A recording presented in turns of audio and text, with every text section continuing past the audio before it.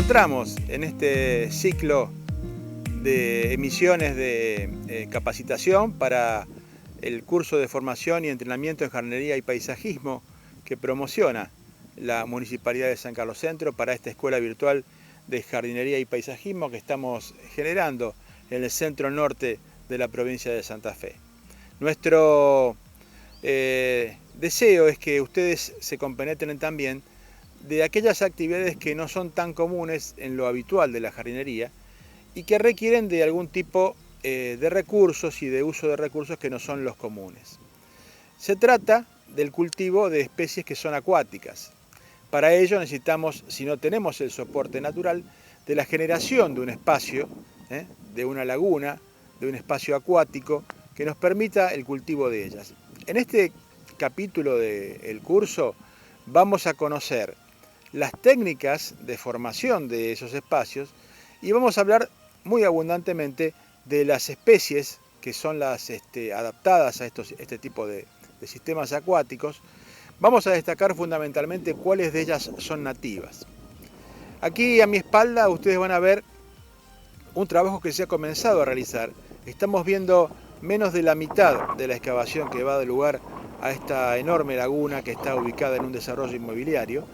Y ustedes van a poder percibir distintos niveles de tierra que luego cuando trabajemos el tema a continuación en el curso, irán comprendiendo los roles que tienen, digamos, tanto las profundidades como los desarrollos internos para permitir la ubicación de filtros biológicos que mantengan la laguna en condiciones, al agua en condiciones, para que siempre tenga un color agradable y no se digamos, eutrofice, ¿no es cierto?, no avancen las bacterias anaeróbicas y predomine el oxígeno que es generado por las plantas.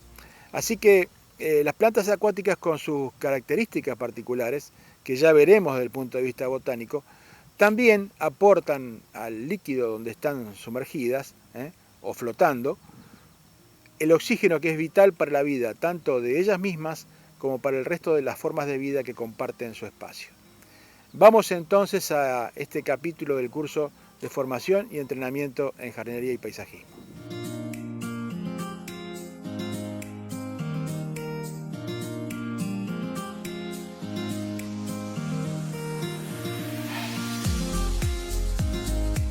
El tema que estamos mencionando, que es amplísimo, vamos a comenzar por trabajar lo que es más doméstico, lo que tiene que ver con los jardines más pequeños, con los patios, digamos, de casas de familia, e incluso ya vamos a ver algún tipo de lago artesanal que se utiliza en exposiciones. La fisonomía normal de un lago es la que vemos aquí en la foto. Habitualmente se recurre a una excavación, como vemos a la izquierda, y esa excavación se impermeabiliza, ya vamos a hablar de ese tema, y o se utiliza algún contenedor ya existente, de los cuales vamos a ver varios ejemplos ahora a continuación. Cuando la tarea se realiza en suelo, cuando se excava, es importante tener la precaución de realizar estas terrazas que sirven, por un lado, para sujetar, digamos, la malla que se coloque o el nylon que se coloque para retener el agua, y por otro lado son escalones que permiten colocar plantas a diferentes profundidades. Esto es muy importante, sobre todo cuando el espacio tiene dimensiones importantes y nos evita el problema de tener que generar, ¿no es cierto?, contenedores físicos que solucionen ese tema. Antes de avanzar más en la cuestión práctica, es necesario que nos detengamos un segundo en algunos conceptos que son importantes y que el auxiliar en jardinería tiene que conocer. Estos espacios que generamos están pensados para imitar lo que ocurre en la naturaleza, es decir, una laguna, un lago, ¿no es cierto? Y ellos tienen, naturalmente, un sistema de recarga, un sistema de reflujo de agua, que puede ser desde una vertiente, en el caso de algunas lagunas permanentes que se encuentran en la naturaleza, en el campo, que puede ser una corriente de agua que ingresa y que sale por el otro extremo, que va renovando el caudal de agua. También pasa con las vertientes, pasa con las cascadas. O si son lagunas estancas, cerradas, como las que vemos en la zona pampeana, que ustedes saben que van tomando carácter salino, la recarga natural se produce por el aporte de agua de lluvia. Es muy importante tener en cuenta este ciclo, porque más allá de que el agua permanezca en el lugar, influye mucho la calidad del agua. Ustedes lo han aprendido cuando hablamos de hidroponía, hablamos de conductividad del agua, ¿no es cierto? En la medida que un cuenco, digamos, o que un recipiente, o que una laguna se exponen al sol, por evaporación, el agua, como tal, el H2O, se evapora, y lo que va quedando en el contenido restante son las sales. Es decir, que a medida que la laguna va bajando su nivel, si hablamos de una laguna natural, esas sales se van concentrando. Y esto va cambiando, por supuesto, la conductividad y va afectando la vida de las plantas. Cuando esa evaporación se produce durante mucho tiempo y no hay recarga, las plantas mueren, la laguna se saliniza, el espacio se convierte en un lugar que solamente va a permitir la vida de plantas muy especializadas. Cuando nosotros diseñamos en nuestros patios, normalmente cometemos el error o digamos, realizamos lo más fácil, que es hacer la excavación, impermeabilizarla, cargarla de agua, ¿sí? Y no tenemos en cuenta que lo ideal sería que el agua esté permanentemente entrando y saliendo para que haya una circulación, para que haya un drenaje de partículas en suspensión y haya una recarga de agua del sistema. Por definición, una laguna es un espacio donde no hay grandes desniveles, donde se puede ingresar, caminar hacia el ojo de la laguna y salir de ella de la misma manera. Es decir, no hay barrancas, no hay pendientes abruptas. Y esto es lo que ocurre naturalmente. Aquí con el ejemplo, estamos viendo de nuevo algunos casos de excavación. Paso 1, la excavación. Paso 2, la impermeabilización. Como ustedes ven, paso 3, el llenado con agua. Y paso 4, la colocación de un borde, que ya vamos a ver cómo juega esto en la definición, digamos, y en la calidad estética del espacio. Pero ya vamos a llegar a imágenes al respecto, pero aquí les planteo ya una idea que ustedes tienen que conocer cuando construyan estos espacios. Ustedes ven que en la figura 1 la laguna está escalonada, ¿no es cierto? En realidad, el nivel final de la laguna debe ser no la línea verde donde vemos el césped, sino la línea anterior, y allí va metido, digamos, la capa cobertora, el nylon, ¿no es cierto?, el textil, el geotextil que se utilice para impermeabilizarlo, y eso se cubre o con el mismo césped del entorno o con piedras, como en el caso de acá en la figura 4. Es decir, de alguna forma disimulamos la presencia de ese cobertor. Por empezar, se utilizan cobertores de color negro, de color marrón, que sean fáciles de disimular. Luego las plantas lo irán cubriendo también. Pero el borde y la terminación es lo que define un poco el carácter estético de ese espacio. Decíamos recién que hay, aparte del uso de membranas, digamos como en el caso anterior, la posibilidad de utilizar contenedores de todo tipo sobre nivel. Y aquí estamos viendo algunos de ellos, ¿no es cierto? Bueno, sobre este tema de sobrenivel hago un comentario. Lamentablemente no tengo fotos. Me ha tocado hacer en varias oportunidades, en exposiciones bajo techo, laguitos artificiales para embellecer el espacio. Y el criterio es exactamente el mismo que aquí, en cuanto a la forma de realizarlo. Pero cuando se hace en bajo techo hay un piso firme, por lo tanto no hay excavación. Necesariamente ese contenedor es hacia arriba. Si se lo va a hacer de una forma rápida, es por ejemplo el volcado de arena, se desplaza toda la arena hacia los bordes, se genera una concavidad, se cubre la concavidad y parte de los bordes con la membrana que va a retener el agua, y luego se disimula el borde utilizando plantas, piedras, incluso se colocan plantas flotantes para que el fondo se vea menos, pero es absolutamente posible hacer trabajos como estos que duren pocos días y que puedan ser realizados bajo techo, ¿no? Ténganlos en cuenta porque es una solución estética, sencilla, que se puede combinar con luces, con cascadas, con surgentes. En una exposición impacta realmente visualmente de forma muy agradable.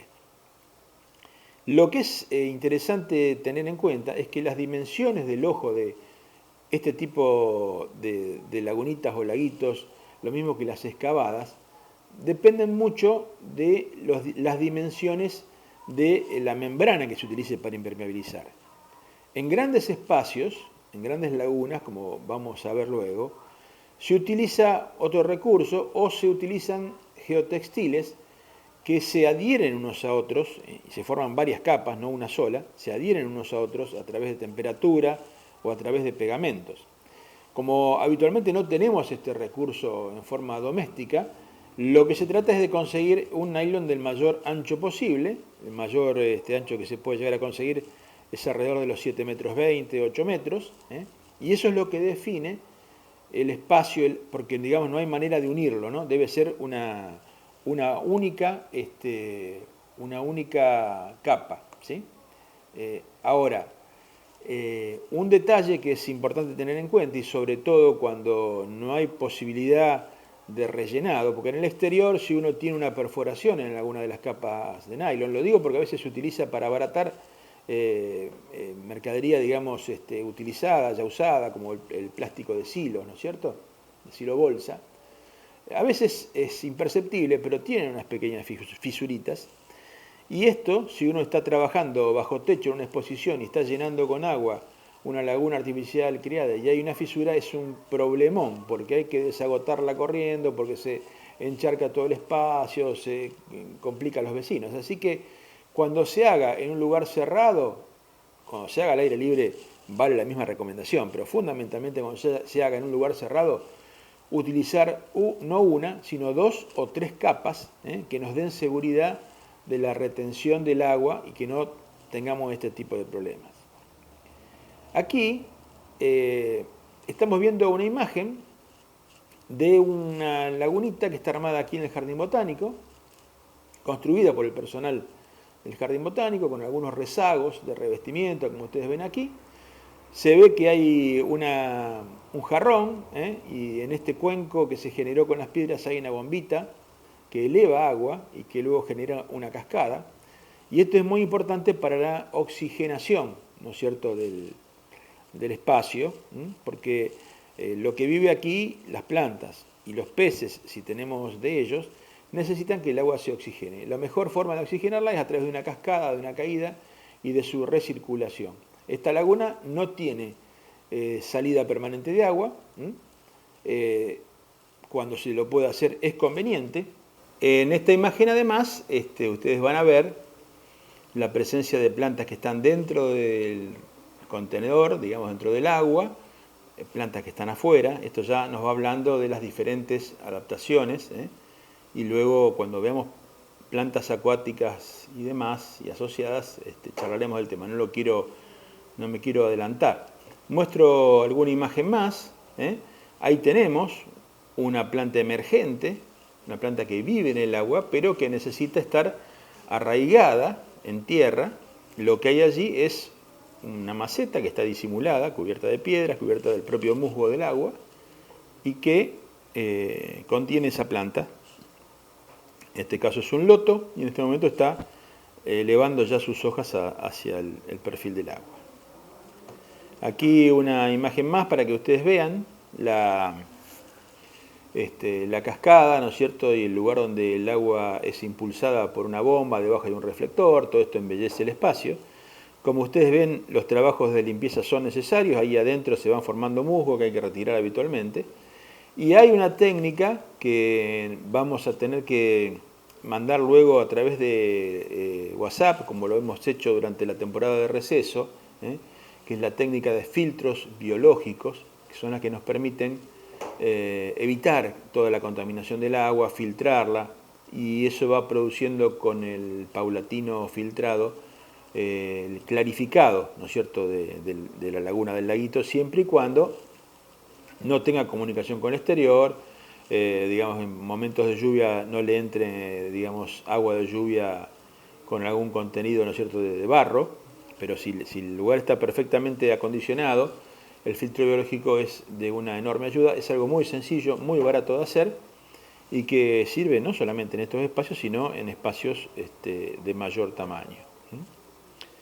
Aquí estamos viendo algunas imágenes de algunas lagunas naturales. Aquí en el Botánico también tenemos una laguna a cielo abierto que recibe alimentación renovando de alguna forma el agua del lago principal que ya veremos y se la va, digamos, recargando a través de ese sistema. Esta laguna no tiene una capa de impermeabilización, era un sector que naturalmente notamos que era impermeable porque por el paso del tiempo y por ser un lugar deprimido se había generado una cierta retención de agua y allí aprovechamos, digamos, para construir esta laguna que tiene especies que son las que normalmente podemos encontrar en las lagunas de nuestra región.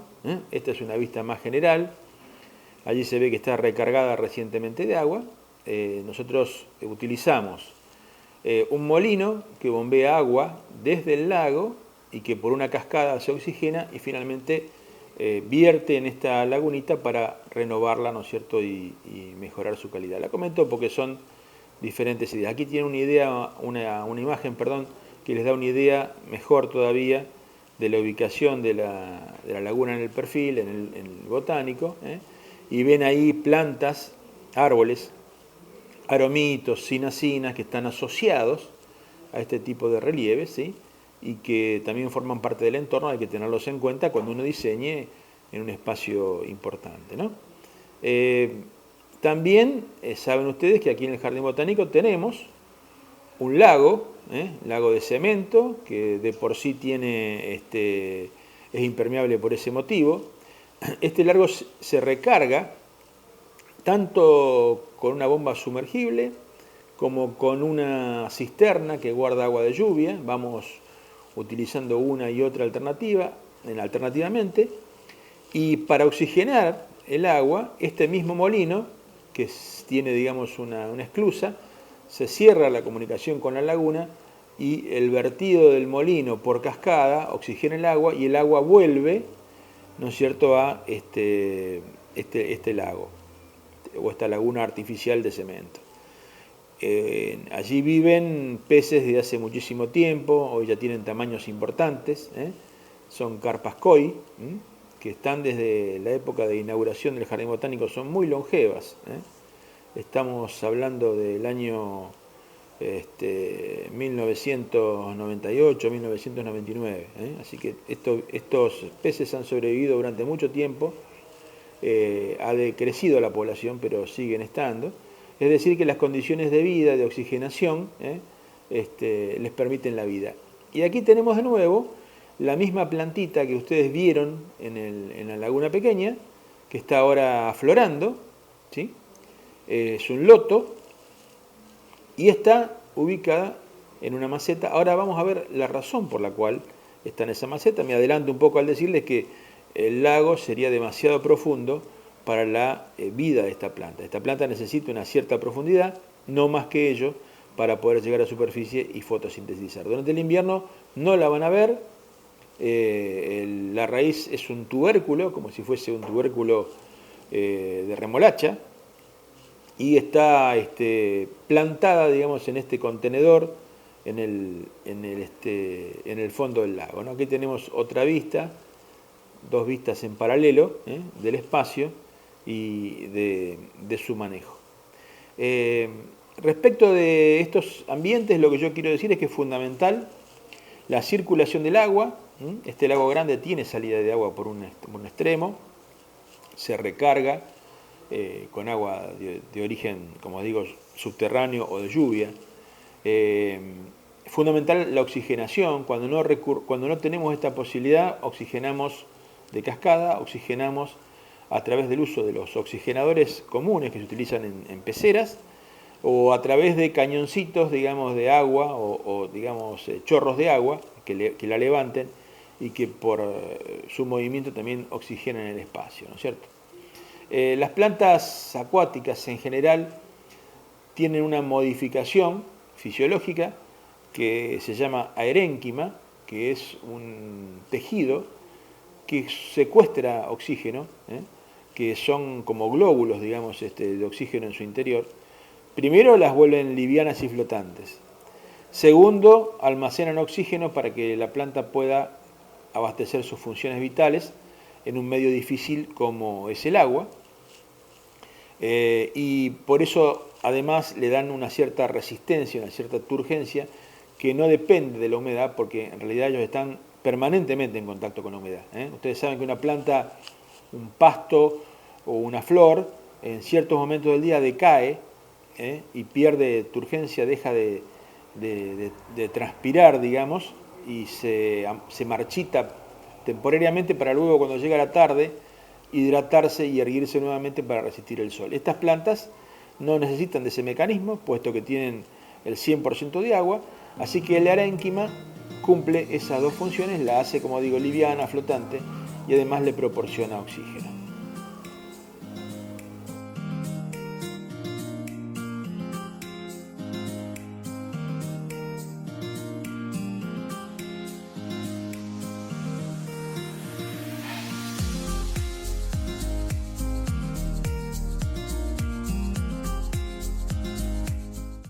Ahora, hablando ya de grandes lagos, de grandes lagunas, estamos viendo imágenes de un espacio, les dejo tiempo para que las miren con tranquilidad. Ahí se notan los rasgos de la excavación que se está haciendo. Esta excavación va muy profundo. Un lago de esta naturaleza tiene que llegar a tener profundidades de alrededor de 1,20 m, desde el fondo de la laguna hasta el nivel, digamos, o pelo de agua, ¿no es cierto? Ocurre que todo esto debe estar coordinado con la dinámica del terreno, con las pendientes y las cotas del terreno, ¿no es cierto? Por eso a veces la excavación se hace un poco más profunda y el llenado no es hasta el borde superior, sino hasta el nivel que determina, ¿no es cierto?, el nivel hidráulico y el nivel de cotas del lugar. Por eso aquí la excavación supera el 1,20 m, pero finalmente va a tener esa cota.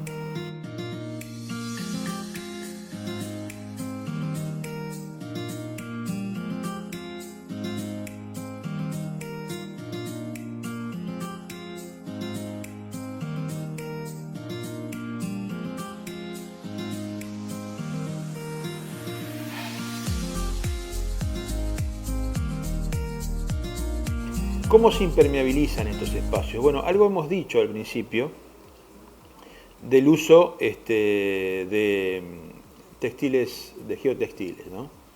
Que son membranas, que son a gran escala, que, digamos, implican una inversión muy importante, implican además sujetarlas al fondo a través del vertido de arena para que no floten, y que son una inversión importantísima, pero que en caso de lagos, lagunas o piscinas naturales que tengan que permanecer inalteradas por mucho tiempo, son un recurso que se utiliza.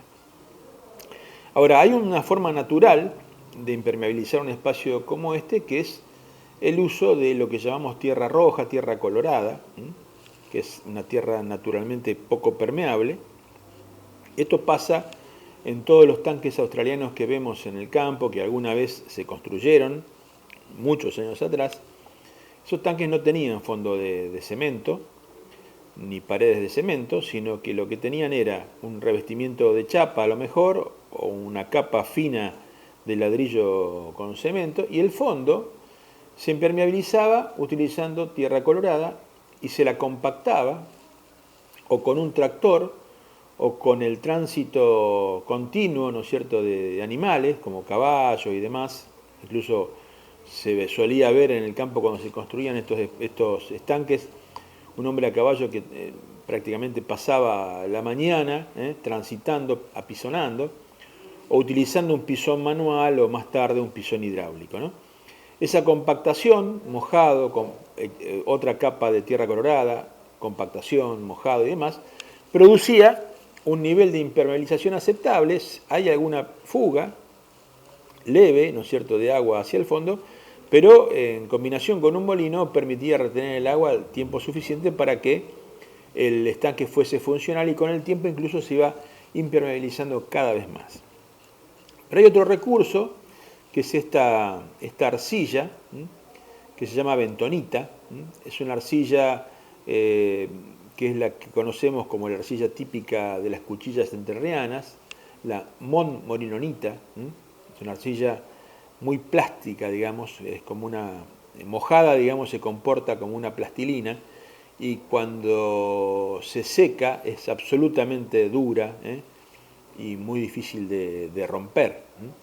Esta bentonita es un producto mineral, se obtiene de excavaciones, digamos, en el terreno, se refina. Aquí vemos cómo viene envasado, y aquí en la siguiente foto vemos su característica natural de un color grisáceo amarronado.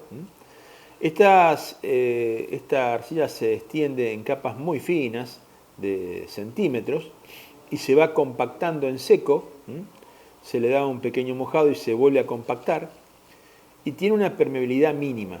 Es el material que se utiliza no solamente en lagunas, sino que también se utiliza en rellenos sanitarios, y esto permite que uno tenga la captura de todos los efluentes, en el caso de residuos, ¿no es cierto?, que no pasen a las napas. Funciona muy bien y es una solución práctica para los grandes tamaños, los grandes espacios, y de muy bajo mantenimiento. Aquí vemos lo que sería la operación normal de colocación de bentonita en una zanja. Primero una mezcla de una capa de suelo con bentonita, luego bentonita prácticamente pura, que se compacta, y tiene que haber rampas para que la maquinaria pueda acceder y pueda depositarla.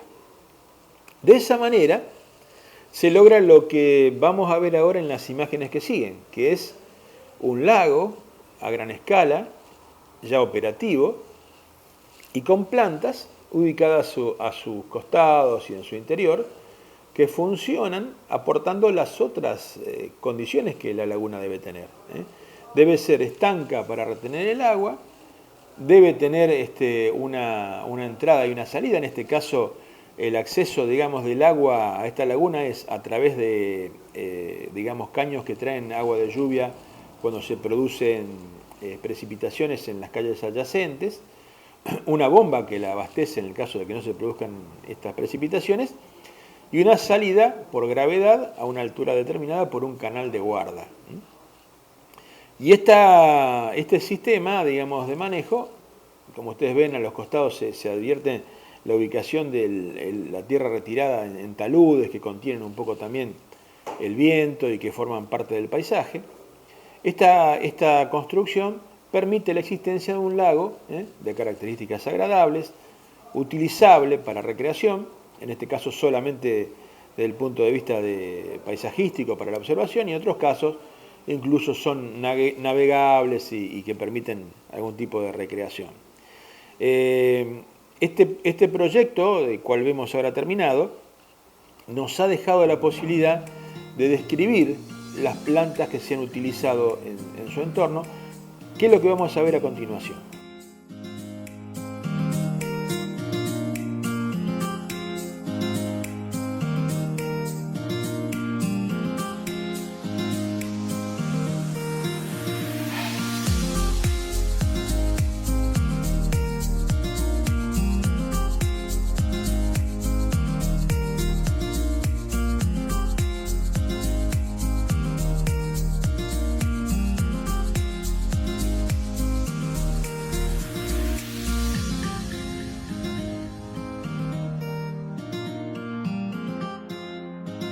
vamos a dividir nuestro encuentro en dos etapas.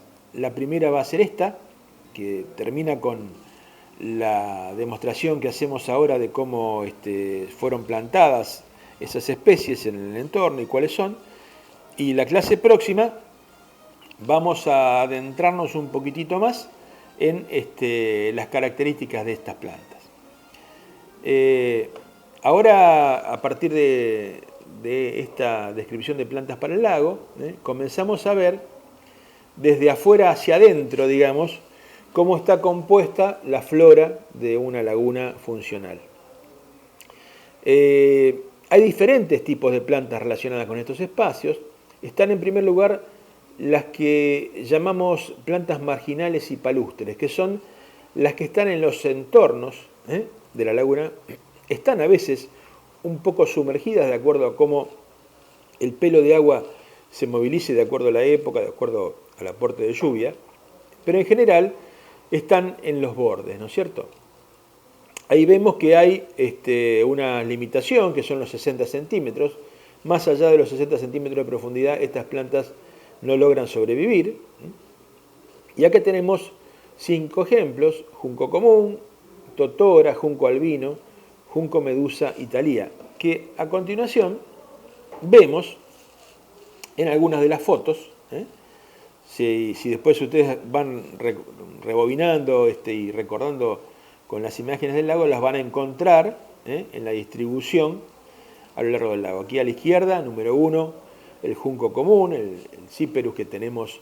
Ya vamos a ver los nombres científicos en la clase que viene y su ubicación en el relieve con más detalle, pero este junco lo vemos en las lagunas naturales cuando transitamos nuestras rutas y vemos al costado lagunas naturales, ¿no es cierto? Totora, que es una especie no nativa, el junco tampoco. Algunas variedades de junco sí, pero no todas son nativas. La totora no, la totora es de origen europeo, se trajo aquí como un recurso para el llenado, digamos, y el hacer estancos a los barriles, y tiene un montón de otros usos. Ya se la ha dejado de cultivar, pero era una industria la producción de totora hace tiempo atrás.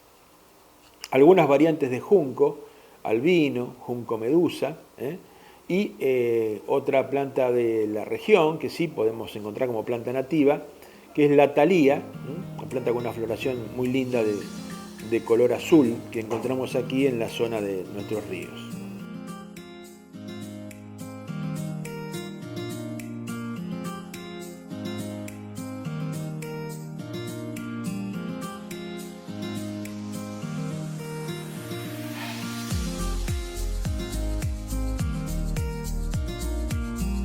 Bueno, decíamos que hay algunas plantas que se comportan como plantas palustres, viven en los exteriores, más hacia el centro de las lagunas, en profundidades tampoco muy grandes. Es el caso de los nenúfares, que hay diferentes tipos, perennes, tropicales.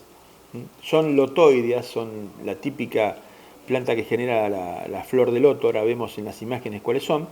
Estas son las que acabo de mostrarles que estaban tanto en el laguito artificial como en el lago principal del jardín botánico, y que tienen que estar colocadas arraigadas en macetas, y que pueden digamos, emerger cuando están entre 10 y 30 centímetros por debajo del pelo de agua. Si es mayor la profundidad, su vigor no les alcanza para que las hojas suban a superficie. Estas son imágenes y la descripción de cada una de las especies. Hay variantes, hay colores. Y de alguna manera también quiero decirles, porque ustedes van a trabajar y se van a ganar la vida con esto, cosas que uno va descubriendo, ¿no es cierto? Y es que estas plantas son perfectamente trasladables a largas distancias. Como les decía, ellas están arraigadas, ¿no es cierto? Piensen en la planta más conocida, que es el irupé, y que nosotros vemos ese plato flotante y lo imaginamos como una planta que está allí de alguna forma suspendida en el agua. Bueno, no, todas ellas, y el irupé incluso, tienen un tallo que se comunica con un rizoma que está enraizado en el fondo de los lagos. Cuando tengan la posibilidad de trabajar con irupé, se van a llevar una gran sorpresa, porque esa belleza que vemos en la superficie se corresponde con una gran agresividad. El tronco tiene espinas, digamos, importantes, que impiden que uno las pueda, digamos, arrancar, que impiden que los animales de la naturaleza se lo puedan comer, ¿no es cierto? Y está arraigada y muy arraigada en el fondo, hay que trabajar bastante sumergiéndose para poder extraerla.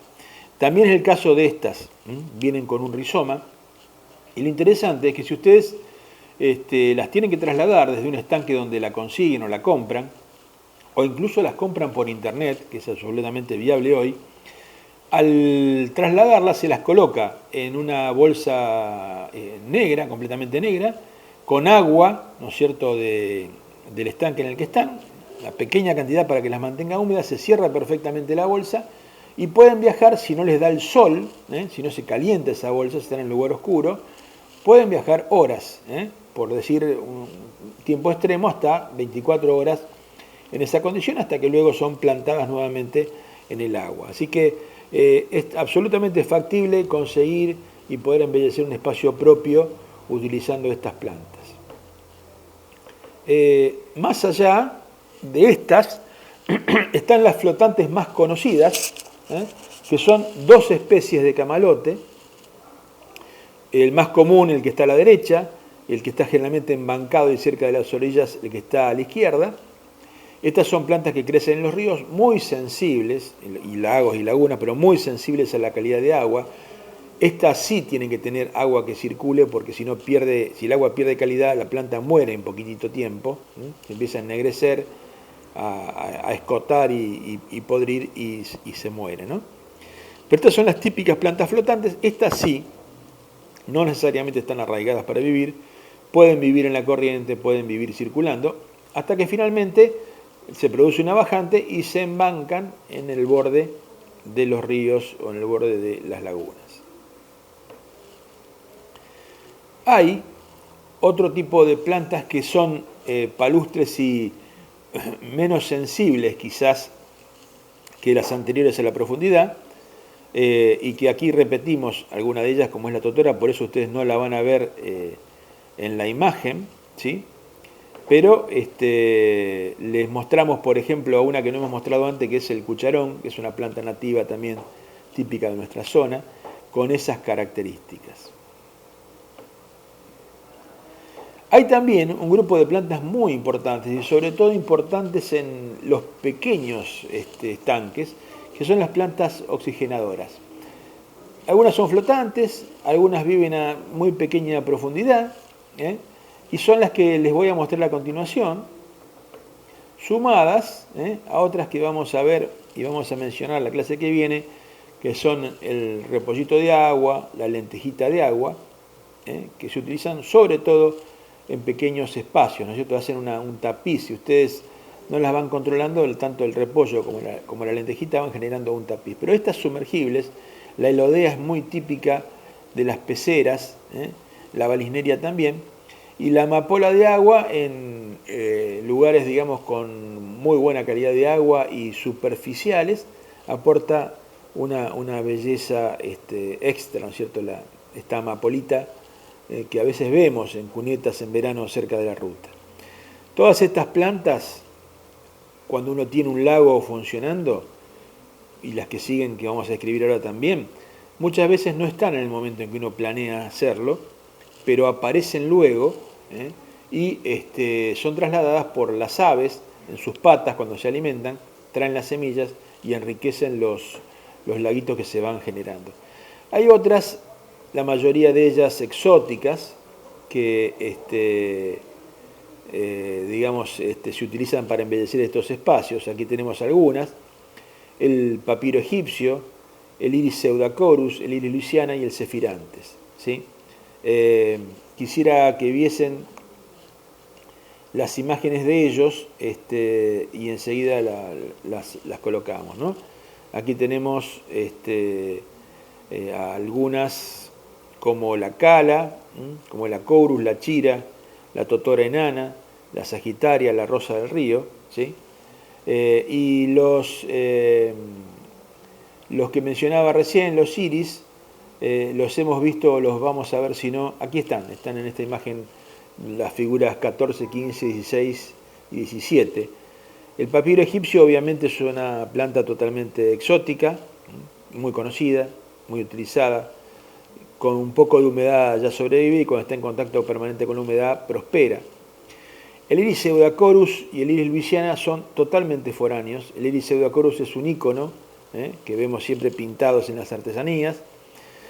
Tiene un gran problema, que cuando está asociado a cursos de agua que se comunican, esta es una planta invasora. Si ustedes visitan algunas lagunas, arroyos y demás de la provincia de Córdoba, las van a ver embancadas de esta planta. Es una planta que crece en lugares donde hay muy alta concentración de materia orgánica, así que donde hay lagos contaminados, lagunas que reciben desechos locales, prospera y forma islas y embanca y prácticamente clausura, digamos, los estanques con su crecimiento. Por lo tanto, si bien es muy apreciada por los paisajistas desde el punto de vista ecológico, no lo es tanto y puede ser una complicación.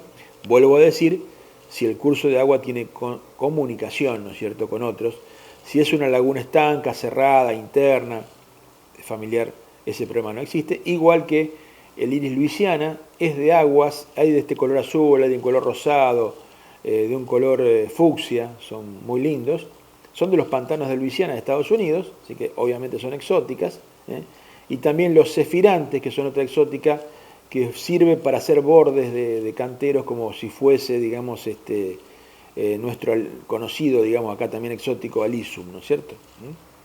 Pero son alternativas a tener en cuenta en lugares donde el tema sustentabilidad ecológica no es tan importante. Y otras, como la oreja de elefante, que es exótica. La chira amarilla, en cambio, es una planta nativa, que como ustedes ven, tiene cierta similitud con el iris, pero que cuando la conozcan en profundidad verán que no. Una planta muy hermosa de floración primaveral es la margarita del bañado, la van a poder encontrar en cualquier lugar de las costas, digamos, del río, donde quede el agua depositada por bajante. Florece muy lindo, es una planta de unas hojas muy grandes y sirve, digamos, para embellecer el espacio. Y la oreja de elefante, como decía recién, da respaldo, da contención, forma un marco, digamos, cercano, porque es una planta de zonas muy húmedas y se puede asociar a estos sistemas. Siempre que hablamos de este tema del uso de las plantas, más allá de lo que son algunas invasoras como el iris, los repollitos, las lentejas de agua, que se pueden cosechar tranquilamente porque son súper abundantes en la naturaleza, las demás, nuestra recomendación es siempre que la cosecha sea de semilla y no extraer plantas de los ambientes naturales. Aquí les quiero mostrar, para terminar, un esquema donde, si el operador nos ayuda con el zoom, ustedes van a ver en mejor tamaño, digamos, los nombres de las especies, y ven cómo las hemos distribuido. Esto corresponde a las imágenes del lago que ustedes vieron recién en el video. Aquí tienen el diseño, la distribución de estas especies en el entorno, en el interior y en los bordes, en la zona de palustres de este lago. En este caso, cuando se inició la preparación de esta laguna, recurrimos a una técnica para mí novedosa. Lamentablemente aquí no tengo las fotos, pero construimos unas imitaciones de salvavidas náuticos, y los atamos a macetas y hicimos que esas macetas fuesen flotantes, ¿no es cierto? Y allí colocamos las plantas como, les decía recién, los lotos, para que estuviesen a una pequeña profundidad y se pudiesen ubicar no en los bordes, sino en el centro de la laguna, ¿no es cierto? Ese es un recurso que hay que tener en cuenta, como también se puede utilizar los caños de PVC de gran calibre, unidos en forma de círculo, y allí en su interior ustedes pueden colocar los repollitos de agua o pueden colocar las lentejas de agua. De alguna forma las limitan, porque son muy invasoras, y si las dejan solas van a cubrir todo el estanque. Las limitan con el uso de este caño flotante para que forme una especie de círculo que esté allí en alguna parte del agua. De alguna forma lo aploman o lo atan a ese círculo para que no se contacte con los bordes, porque si no se escaparían y pasarían, digamos, a comunicarse con los demás y inmediatamente invadirían toda la superficie. Bueno, esto ha sido una primera parte de lo que tiene que ver con las características físicas, las características de construcción, de desarrollo de estos ambientes. Y la semana que viene vamos a especializar la comunicación para hablar de las plantas en sí, vamos a destacar las nativas, su ubicación, sus características, su manejo, algunas técnicas de cultivo para que ustedes sepan cómo renovarlas y remozarlas a lo largo del año, para fertilizarlas y para que ellas tengan expresión, digamos, en el momento en que ustedes quieren que florezcan, ¿no? Y hay unas técnicas muy sencillas que ya se las vamos a describir. Les agradezco mucho su participación. Entonces los saludo y los espero en la nueva edición de este curso de formación y entrenamiento en jardinería y paisajismo que organiza y auspicia la Municipalidad de San Carlos Centro.